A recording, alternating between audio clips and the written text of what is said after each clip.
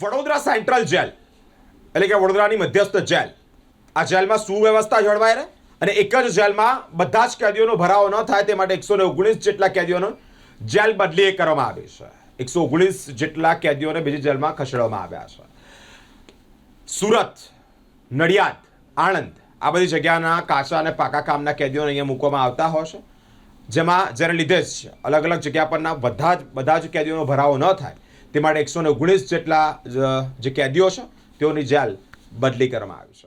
વડોદરા શહેરમાં આવેલા મધ્યસ્થ જેલમાં કેદીઓને વધુ સારી સુવિધા મળી રહે તે માટે અંડર ટ્રાયલ જેલ બની રહી છે. સેન્ટ્રલ જેલમાં સુવ્યવસ્થા જળવાઈ રહે અને કેદીઓનો ભરાવો ન થાય તે માટે સેન્ટ્રલ જેલમાં 119 જેટલા કેદીઓની જેલ બદલી કરવામાં આવી છે. વડોદરા શહેરની સેન્ટ્રલ જેલમાં નડિયાદ, આણંદ, સુરત જેવા શહેરોની આસપાસના કાચા કામના અને પાકા કામના કેદીઓની તેમના નજીકના જેલમાં શિફ્ટ કરવામાં આવ્યા છે, જે બાબતે મધ્યસ્થ જેલ અધિક્ષક ઉષા રાડાએ વિસ્તૃત માહિતી આપી છે.